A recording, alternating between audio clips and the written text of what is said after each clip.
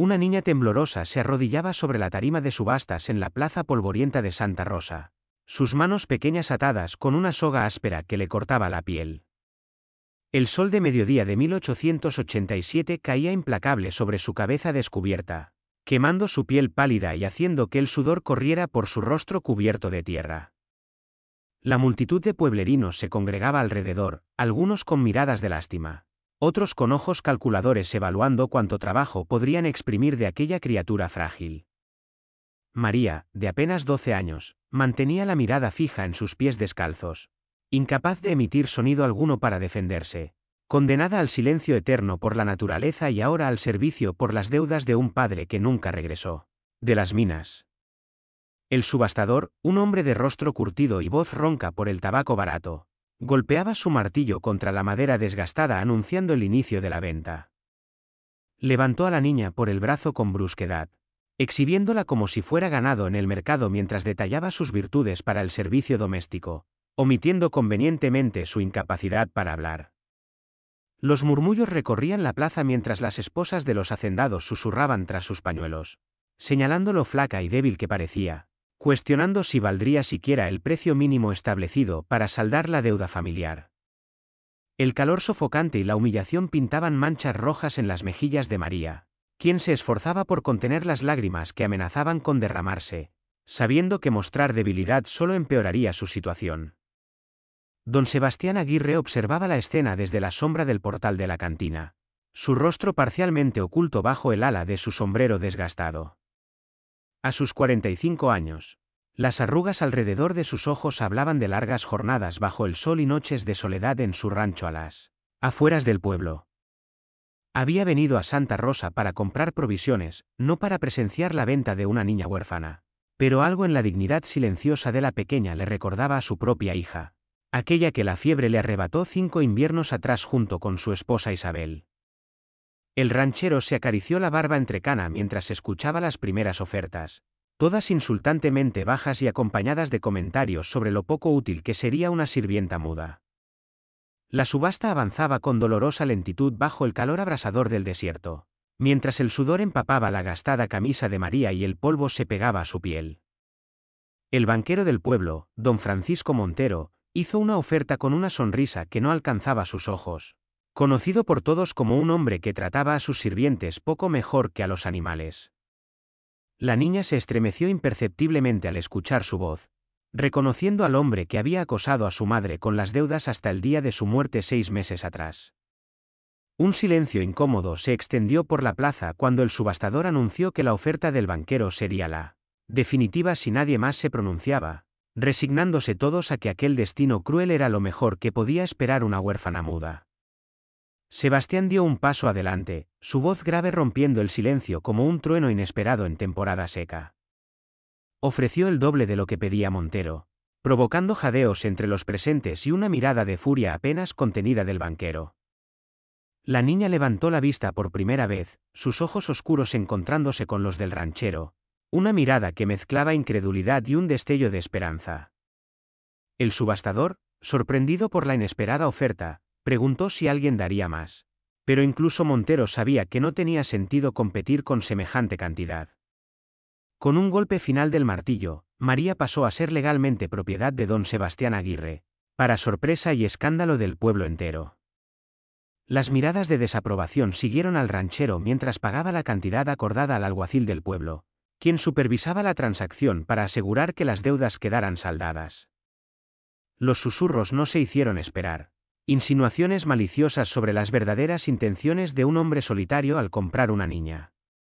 Sebastián, acostumbrado a la maledicencia del pueblo desde la muerte de su familia, ignoró los comentarios mientras cortaba las ataduras de María con su navaja. Le colocó su propio pañuelo sobre la cabeza para protegerla del sol y le hizo un gesto para que lo siguiera hacia la carreta donde había dejado sus provisiones. El camino hacia el rancho transcurrió en silencio, con María sentada rígidamente en el borde del asiento, temerosa de lo que le esperaría en su nuevo hogar. Sebastián respetó su silencio, concentrándose en guiar a los caballos por el sendero polvoriento que serpenteaba entre los cerros áridos. El paisaje se transformaba gradualmente, volviéndose más verde a medida que se acercaban a las tierras del ranchero, ubicadas cerca de un arroyo que proporcionaba agua durante todo el año. Un tesoro incalculable en aquellas tierras. La niña observaba con curiosidad los cambios en el entorno, permitiéndose respirar más profundamente cuando dejaron atrás el pueblo y sus miradas acusadoras. El rancho de los Aguirre apareció finalmente tras una curva del camino. Una construcción modesta pero sólida de adobe con un techo de tejas rojas y un amplio portal sombreado. Un corral para el ganado se extendía a un lado, mientras que al otro podía verse un pequeño huerto rodeado por una cerca de madera. Dos perros salieron corriendo al escuchar la carreta, ladrando alegremente al reconocer a su amo. María se encogió instintivamente ante los animales, provocando que Sebastián les ordenara calmarse con un silbido corto. Los perros obedecieron inmediatamente, sentándose a esperar mientras la carreta se detenía frente a la casa.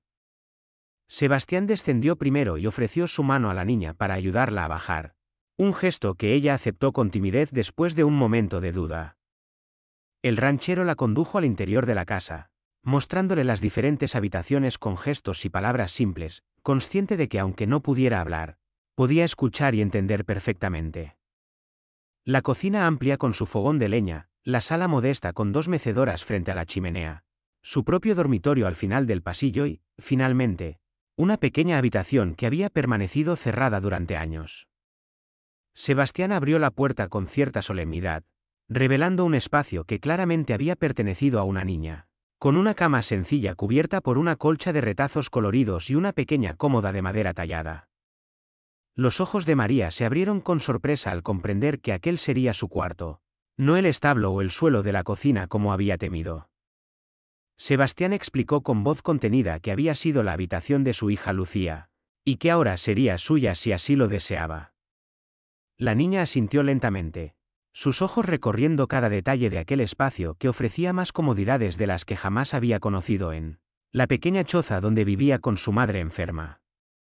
El ranchero la dejó sola para que se instalara, mencionando que prepararía algo de comer y que podía unirse a él cuando estuviera lista. Aquella primera noche, María permaneció alerta, sentada en el borde de la cama sin atreverse a meterse bajo las sábanas limpias que olían a jabón y hierbas secas. El silencio del campo, tan diferente al murmullo constante del pueblo, la mantenía en un estado de nerviosa expectación. Cada crujido de la casa, cada aullido lejano de coyote la sobresaltaba, haciéndola cuestionar si no habría saltado de un infierno a otro desconocido. Las palabras amables y los gestos considerados de Sebastián contradecían todo lo que había escuchado sobre los hombres solitarios, pero su corta vida le había enseñado a desconfiar de la amabilidad que siempre venía con un precio oculto. El amanecer encontró a María ya despierta, habiendo dormido apenas unas horas entrecortadas. Se levantó sigilosamente y salió de la habitación, decidida a demostrar su utilidad antes de que el ranchero pudiera arrepentirse de su compra. Encontró la cocina vacía y comenzó a avivar el fogón como había visto hacer a su madre tantas veces, buscando luego los ingredientes para preparar un desayuno sencillo. Sus manos pequeñas trabajaban con determinación, mezclando la masa para las tortillas mientras sus oídos permanecían atentos a cualquier sonido que indicara la proximidad de su nuevo propietario. Sebastián apareció en la puerta de la cocina cuando el sol apenas asomaba por el horizonte, sorprendido al encontrar a la niña trabajando afanosamente. Un sentimiento de tristeza lo invadió al ver aquellas manos infantiles realizando tareas propias de adultos con una eficiencia nacida de la necesidad. Se aclaró la garganta suavemente para no asustarla, notando cómo ella se tensaba inmediatamente y bajaba la mirada en señal de sumisión. El ranchero se acercó lentamente y se sentó a la mesa, agradeciendo con palabras simples el desayuno que María había preparado, elogiando sinceramente el sabor de las tortillas recién hechas. Los días siguientes establecieron una rutina cautelosa entre ambos. Sebastián se levantaba al alba para atender el ganado y las tareas del rancho, mientras María se ocupaba de la casa y la cocina con una dedicación que revelaba su miedo a ser devuelta al pueblo. El ranchero intentaba enseñarle que no era necesario que trabajara tan duramente, pero ella respondía redoblando sus esfuerzos, como si su valor como persona dependiera exclusivamente de su utilidad.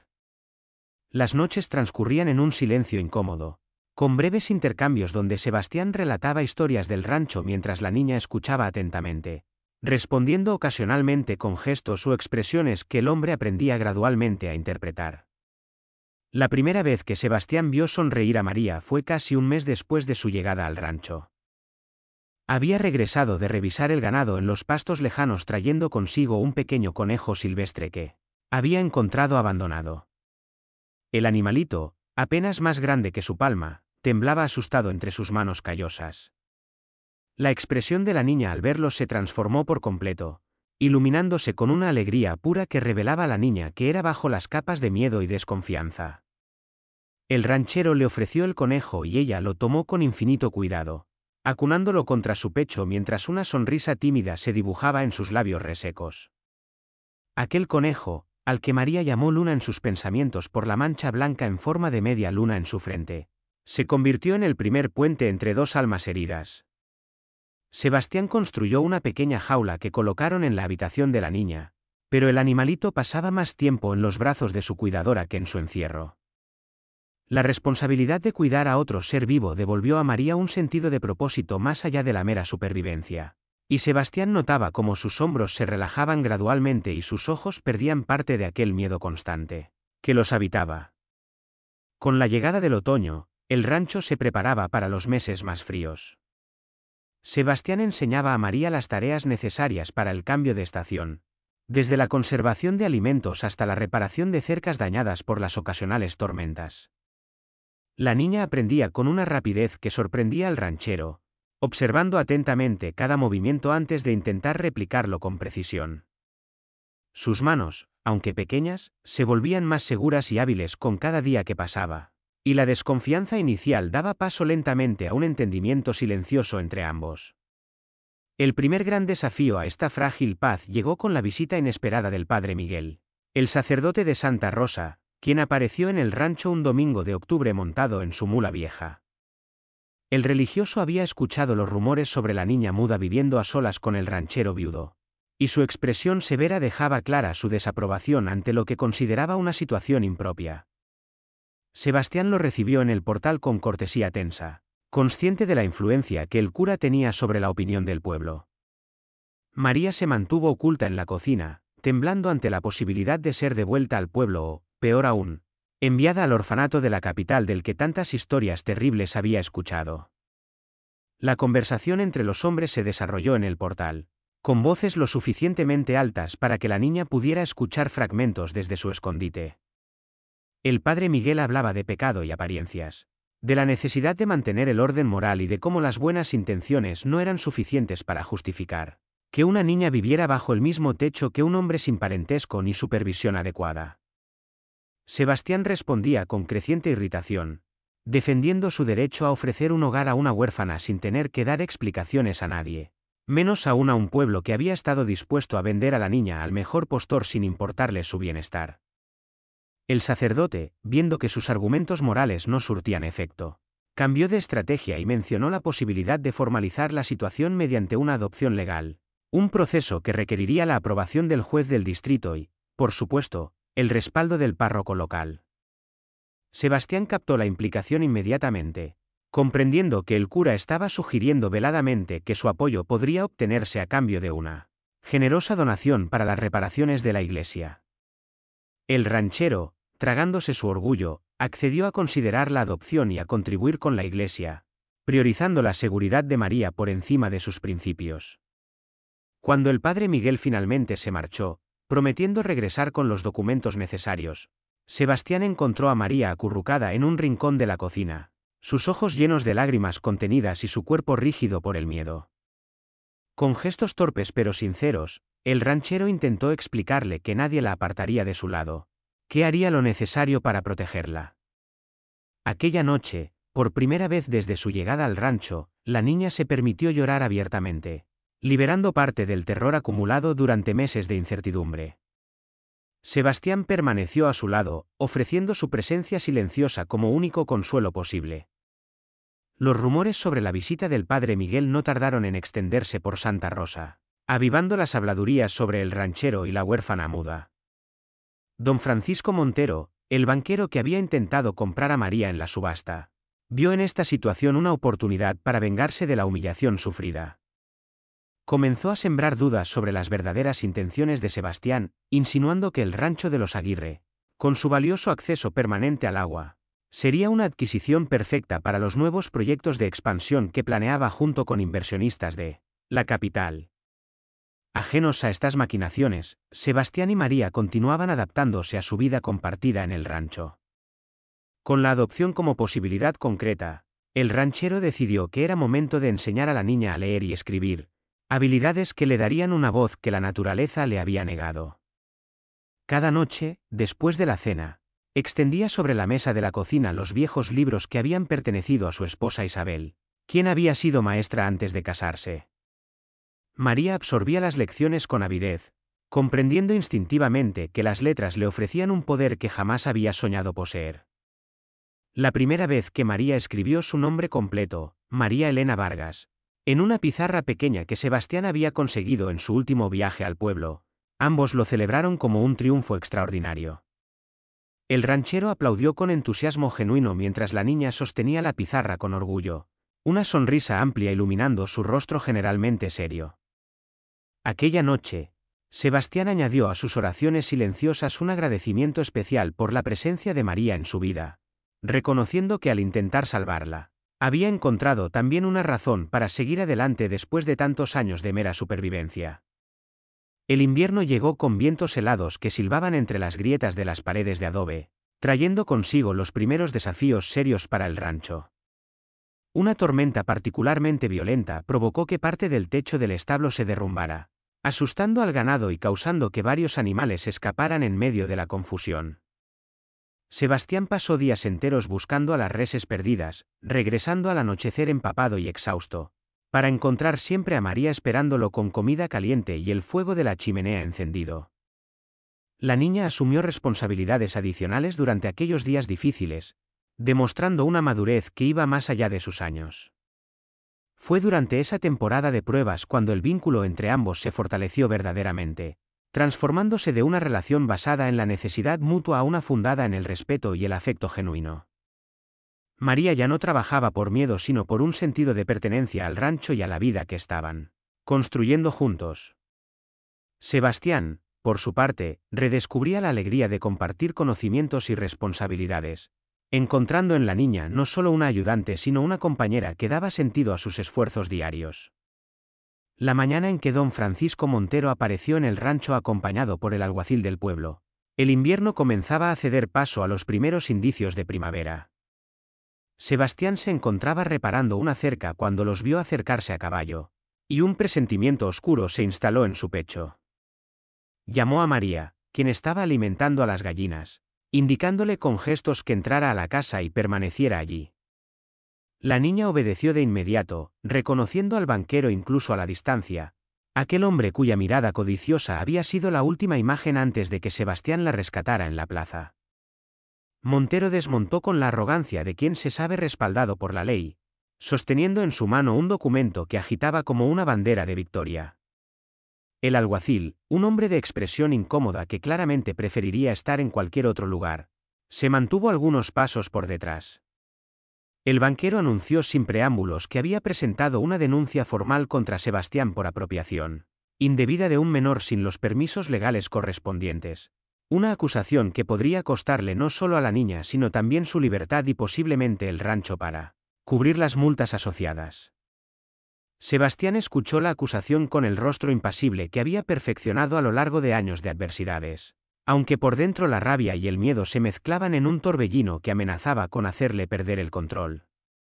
El banquero, interpretando su silencio como debilidad, continuó explicando que estaba dispuesto a retirar la denuncia si Sebastián aceptaba vender el rancho por una cantidad que mencionó casualmente, una suma que representaba menos de la mitad del valor real de la propiedad.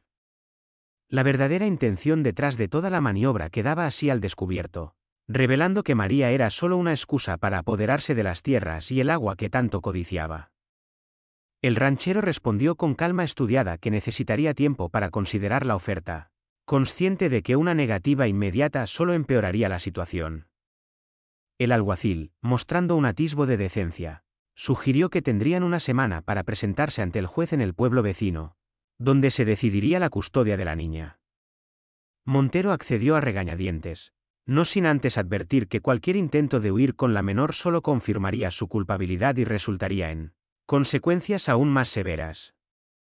Con esta amenaza flotando en el aire, los visitantes se marcharon, dejando tras de sí una estela de polvo y preocupación. María había observado y escuchado todo desde la ventana de la cocina, y cuando Sebastián entró a la casa la encontró escribiendo frenéticamente en su pizarra. Con trazos temblorosos pero decididos, la niña había escrito que estaba dispuesta a irse, a volver al pueblo o a donde fuera necesario para evitar que el ranchero perdiera todo por su culpa. La determinación en aquellos ojos oscuros, la voluntad de sacrificarse por su bienestar, conmovió a Sebastián hasta lo más profundo. Tomando las manos pequeñas entre las suyas encallecidas, prometió que encontrarían una solución, que no se separarían después de haber formado una familia, por pequeña e inusual que fuera. Aquella noche, después de que María se hubiera retirado a su habitación, Sebastián permaneció sentado junto al fuego moribundo, repasando sus opciones. Podían huir, abandonar el rancho y buscar un nuevo comienzo en algún lugar lejano donde nadie los conociera, pero eso significaría vivir siempre mirando por encima del hombro, temiendo ser descubiertos. Podían enfrentarse al juez, pero sin documentos formales que respaldaran su derecho sobre María. Las probabilidades estaban en su contra, especialmente con la influencia de Montero en la región. La tercera opción, vender el rancho que había sido el hogar de su familia durante generaciones, le resultaba casi tan dolorosa como perder a la niña que había llegado a considerar como una hija. Mientras las brasas se convertían en cenizas, una idea comenzó a formarse en la mente del ranchero. Recordó las palabras del padre Miguel sobre la adopción legal, un proceso que requería la aprobación del juez pero también el respaldo de figuras respetables de la comunidad. Si lograba que suficientes personas en Santa Rosa testificaran a su favor, personas cuya palabra tuviera peso frente a las acusaciones de Montero, quizás tendrían una oportunidad. El problema residía en que, tras años de vivir como un ermitaño desde la muerte de su familia, Sebastián había cultivado pocas amistades en el pueblo. El amanecer encontró al ranchero ya en pie, preparando la carreta para un viaje al pueblo. María lo observaba con expresión preocupada mientras él explicaba su plan de buscar apoyo entre los habitantes de Santa Rosa. La niña escribió en su pizarra que lo acompañaría, que enfrentarían juntos lo que viniera. Sebastián consideró negarse, protegerla de las miradas y comentarios del pueblo, pero comprendió que necesitaría su presencia para demostrar el vínculo que habían formado. Con Luna, el conejo, seguro en una pequeña jaula que María insistió en llevar, emprendieron el camino hacia Santa Rosa con determinación mezclada con aprensión. El pueblo parecía más pequeño y hostil de lo que Sebastián recordaba mientras guiaba la carreta por la calle principal bajo la mirada curiosa de los habitantes.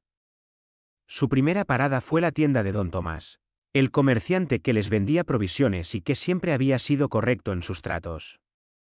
El anciano lo recibió con sorpresa, escuchando atentamente la situación mientras María permanecía cerca de Sebastián, sosteniendo la jaula de Luna como un escudo frente a las miradas indiscretas.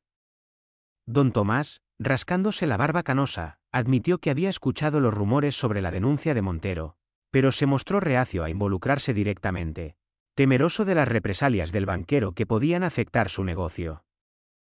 La siguiente visita fue aún menos alentadora. Doña Carmen, la viuda que regentaba la panadería y que había sido amiga de Isabel, lo recibió con evidente incomodidad, lanzando miradas nerviosas hacia la calle como si temiera ser vista en su compañía. Sus palabras de simpatía sonaban huecas mientras se excusaba de no poder ayudarlos, mencionando que Montero era quien había financiado las reparaciones de su horno cuando parecía que tendría que cerrar el negocio. Una a una, las puertas se cerraban ante ellos, no siempre con rechazo explícito pero invariablemente con la misma conclusión. Nadie quería enfrentarse al poder del banquero por una causa que consideraban perdida de antemano. El desánimo pesaba sobre los hombros de Sebastián mientras se dirigían hacia la última parada que habían planeado, la casa del médico del pueblo.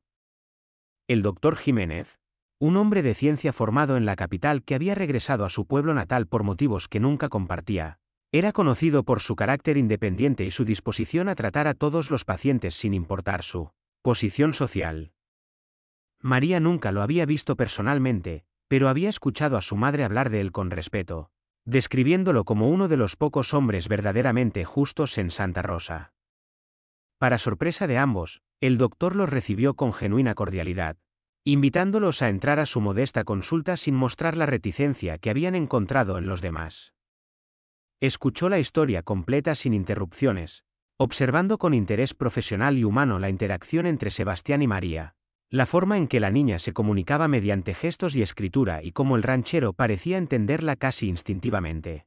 Cuando Sebastián terminó su relato, el médico permaneció en silencio durante varios minutos, considerando cuidadosamente la situación antes de hablar.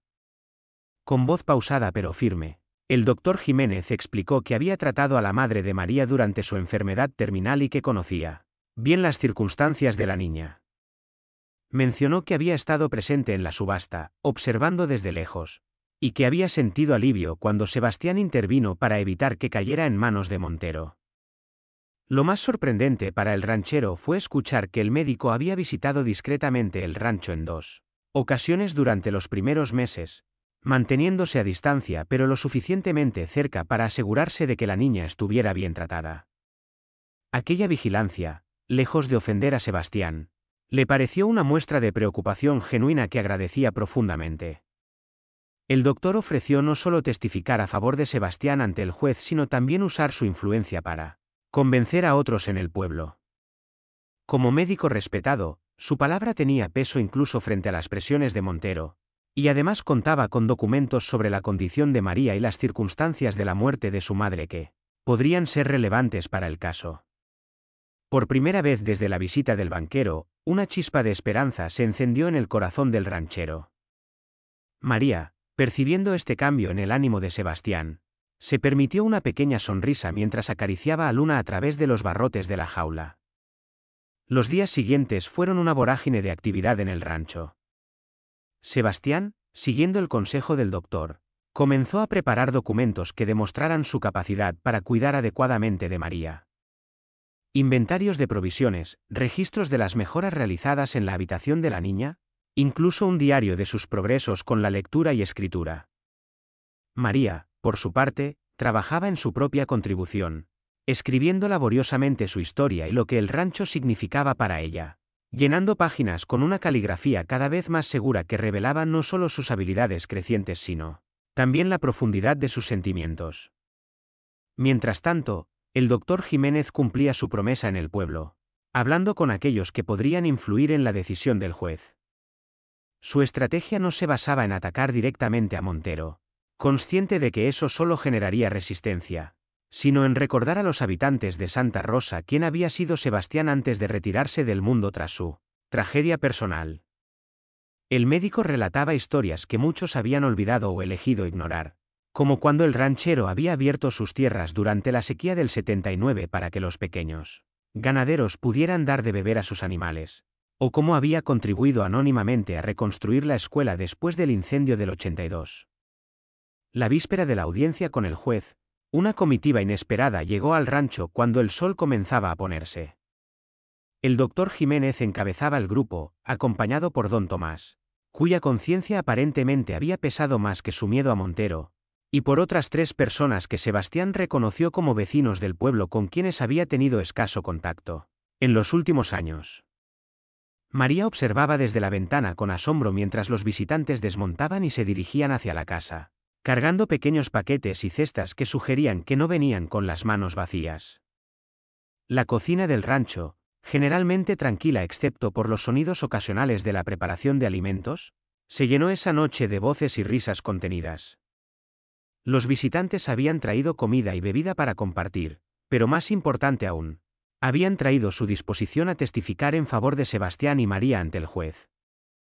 Don Tomás, visiblemente avergonzado por su rechazo inicial, explicó que después de la visita del doctor muchos en el pueblo habían comenzado a cuestionar las verdaderas intenciones de Montero, especialmente cuando se supo que había intentado comprar también las tierras vecinas al rancho de los Aguirre, todas estratégicamente ubicadas cerca de fuentes de agua.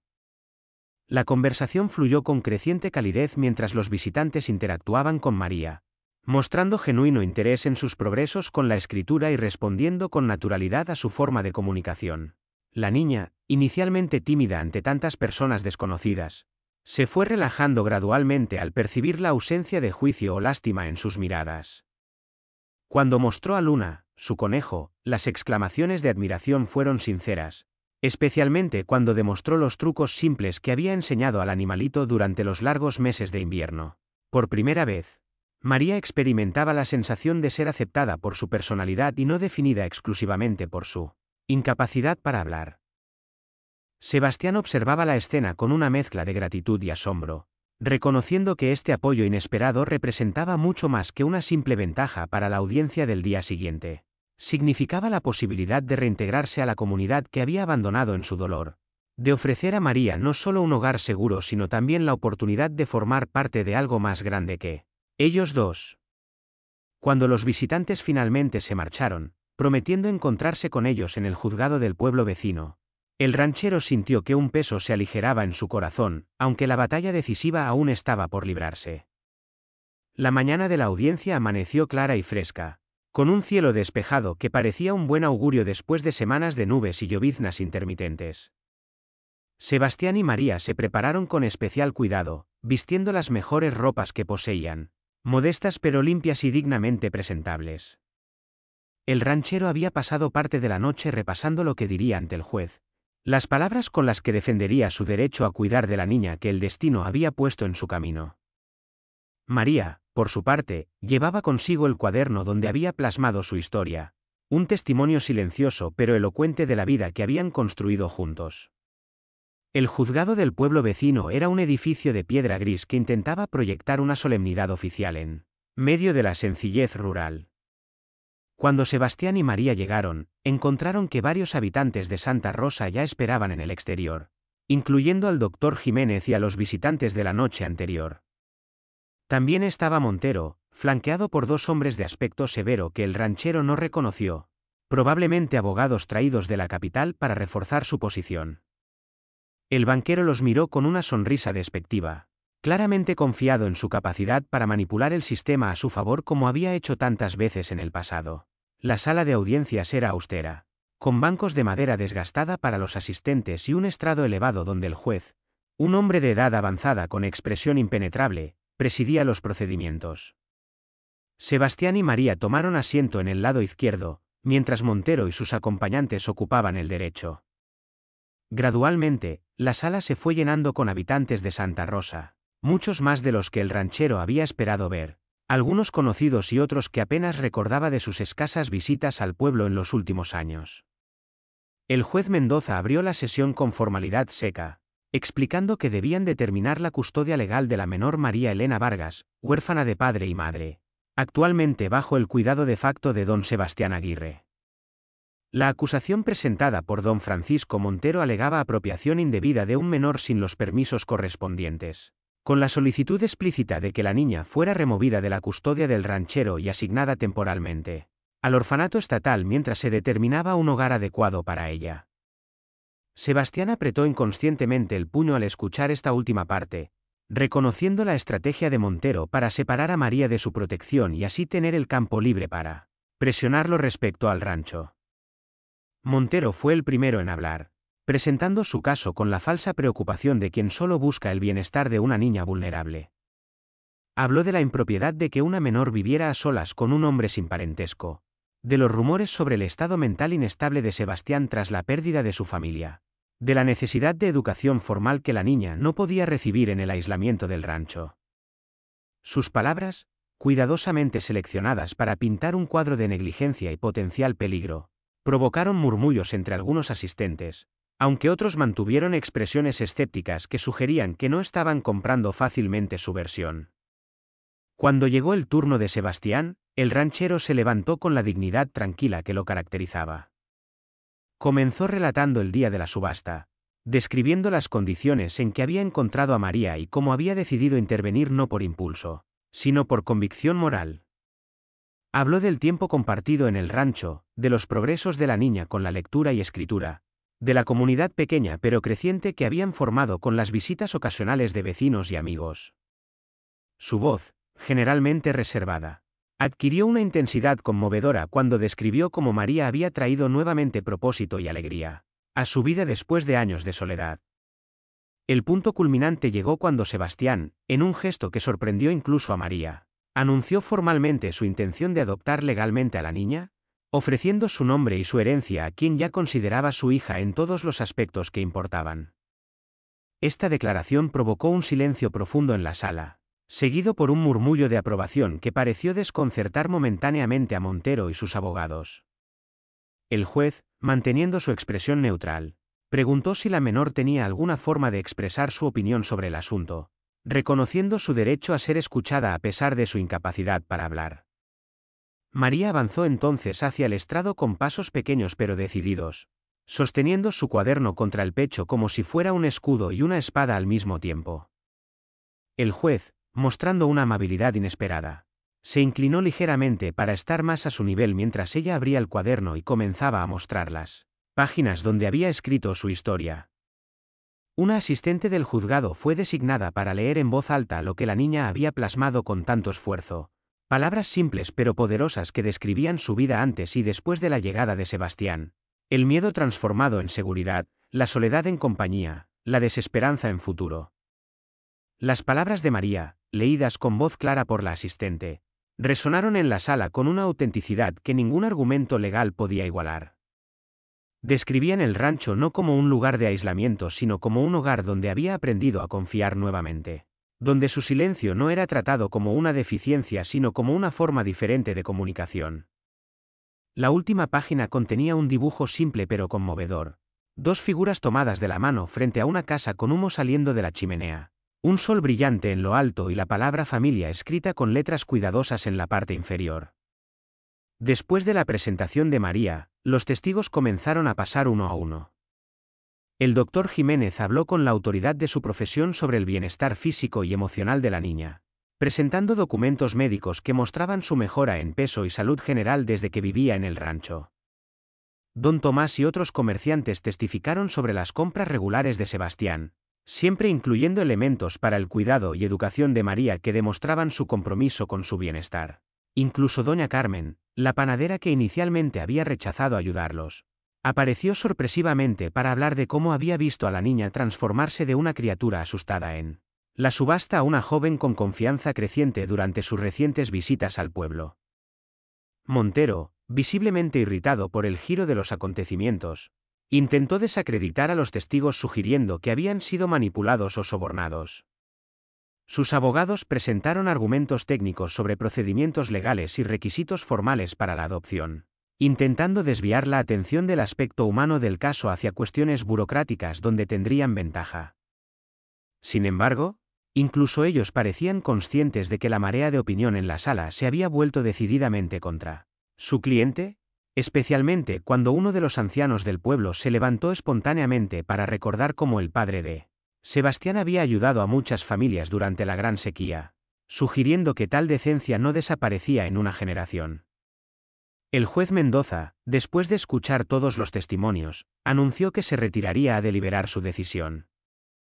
Los minutos de espera se convirtieron en la prueba más difícil para Sebastián y María, sentados lado a lado en silencio, sus manos unidas en un gesto que comunicaba más que cualquier palabra. Alrededor de ellos, los habitantes de Santa Rosa formaban un círculo protector informal, ofreciendo sonrisas de ánimo y pequeños gestos de apoyo que contrastaban dramáticamente con el aislamiento que habían experimentado durante tanto tiempo. Cuando el juez regresó a la sala y todos se pusieron de pie, el silencio era tan denso que podía palparse. Con voz solemne pero clara, comenzó detallando los aspectos legales y morales del caso, reconociendo las irregularidades en el procedimiento inicial pero también las circunstancias extraordinarias que habían llevado a Sebastián a actuar como lo hizo. Mencionó el obvio bienestar de la niña bajo su cuidado, el apoyo de la comunidad y, lo más importante, la voluntad claramente expresada de María de permanecer con quien consideraba su familia. La decisión del juez fue inequívoca, otorgando la custodia temporal a Sebastián Aguirre mientras se completaban los trámites formales para la adopción, un proceso para el cual designó al doctor Jiménez como supervisor y garante. Adicionalmente, desestimó completamente la denuncia de Montero, sugiriendo veladamente que cualquier intento futuro de interferir con la familia recientemente formalizada sería visto con extrema suspicacia por el tribunal. La sala estalló en aplausos espontáneos mientras María se lanzaba a los brazos de Sebastián, su rostro iluminado por una alegría que no necesitaba palabras para expresarse. Montero abandonó la sala con expresión tormentosa, seguido por sus abogados que recogían apresuradamente sus documentos. Su derrota era completa, no solo en términos legales sino también en el tribunal de la opinión pública, donde muchos ahora lo miraban con abierto desprecio al comprender sus verdaderas motivaciones. El banquero murmuró amenazas vagas mientras pasaba junto a Sebastián, pero el ranchero apenas lo registró, demasiado ocupado recibiendo las felicitaciones y buenos deseos de quienes ahora reconocía no como extraños, sino como vecinos, incluso como amigos. El regreso al rancho esa tarde tuvo el aire de una procesión triunfal, con varios jinetes acompañándolos parte del camino, prometiendo visitas futuras y ofreciendo ayuda para las mejoras que Sebastián planeaba realizar ahora que el futuro se presentaba más seguro. María, sentada junto al ranchero en la carreta, mantenía una sonrisa permanente mientras saludaba a quienes los acompañaban, su timidez anterior reemplazada por una confianza nacida de saberse verdaderamente aceptada y protegida. Las semanas siguientes trajeron cambios significativos al rancho de los Aguirre. Con la amenaza de Montero neutralizada, al menos temporalmente, Sebastián se dedicó a implementar mejoras que había postergado durante años. La cerca del corral fue renovada, el techo del establo reparado adecuadamente, y comenzó la construcción de una pequeña habitación adicional que serviría como espacio de estudio para María. Vecinos que nunca antes habían visitado el rancho aparecían ocasionalmente ofreciendo ayuda o simplemente para compartir una comida, rompiendo el aislamiento que había definido la vida de Sebastián desde la pérdida de su familia. María florecía en este nuevo ambiente de seguridad y aceptación. Sus habilidades de lectura y escritura mejoraban diariamente, permitiéndole comunicarse cada vez con mayor fluidez y complejidad. El doctor Jiménez, cumpliendo su papel de supervisor, le trajo libros de la pequeña biblioteca del pueblo y quedó impresionado por la rapidez con que la niña absorbía nuevos conocimientos. Durante una de sus visitas, mencionó casualmente la existencia de métodos formales de comunicación para personas sin habla, prometiendo investigar más sobre el tema en su próximo viaje a la capital. 6 meses después de la audiencia, en una tarde dorada de verano, una pequeña ceremonia se llevó a cabo en el portal del rancho. El juez Mendoza, quien había hecho el viaje especialmente para la ocasión, oficializó la adopción de María Elena Vargas como María Elena Aguirre, hija legítima de Sebastián con todos los derechos y privilegios correspondientes. Los habitantes de Santa Rosa que habían apoyado su causa estaban presentes, junto con nuevos amigos hechos en los meses intermedios, formando un círculo de comunidad alrededor de la familia recién formalizada. Después de la ceremonia, mientras los invitados disfrutaban de la comida preparada para la celebración, Sebastián llevó a María a un lugar especial detrás de la casa, donde 2 cruces sencillas marcaban las tumbas de Isabel y Lucía. Con gestos suaves, explicó que quería presentarla formalmente a su primera familia, no como reemplazo sino como continuación, un nuevo capítulo en una historia que había parecido terminada pero que simplemente estaba esperando nuevas páginas. María, comprendiendo la profundidad del momento, colocó flores silvestres que había recogido especialmente en ambas tumbas, estableciendo una conexión silenciosa con aquellas que habían amado a Sebastián antes que ella.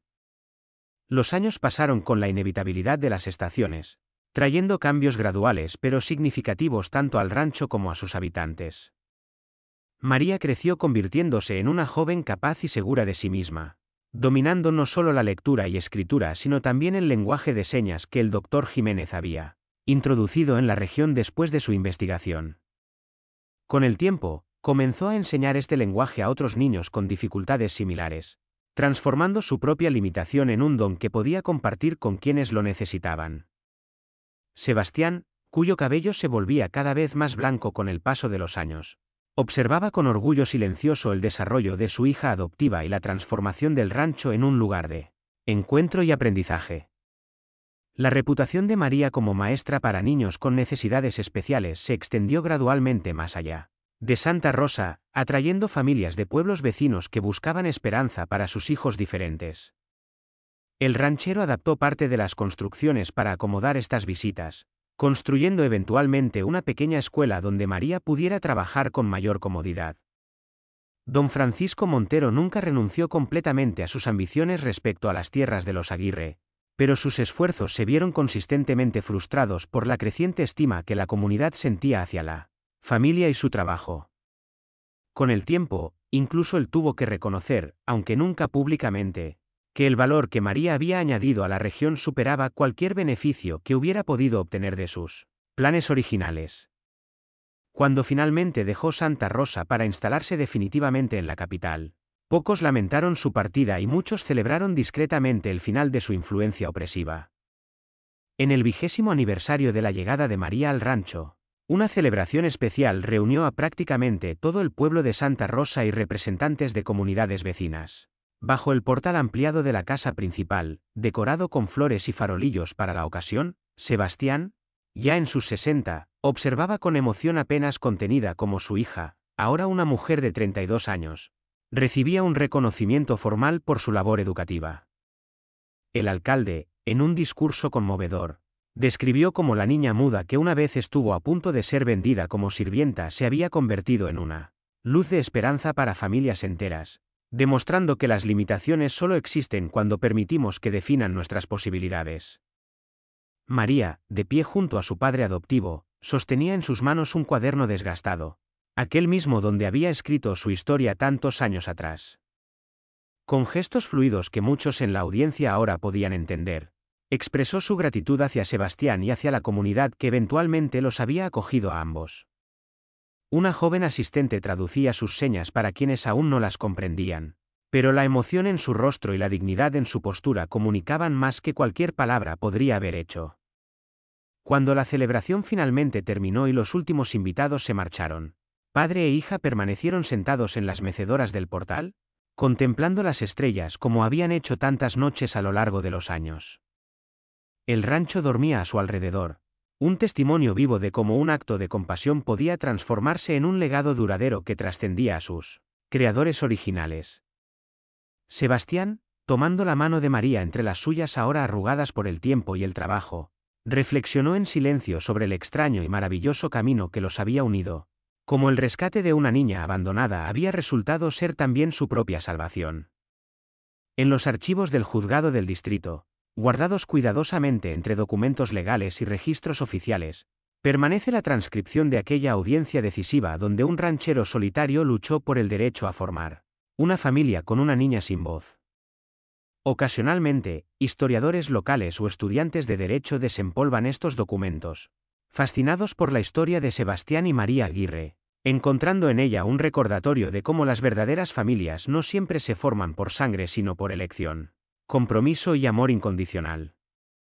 Su historia, como tantas otras olvidadas en los márgenes de la historia oficial, nos invita a preguntarnos cuántos héroes anónimos han construido, con pequeños actos de valentía cotidiana, los cimientos invisibles del mundo que habitamos.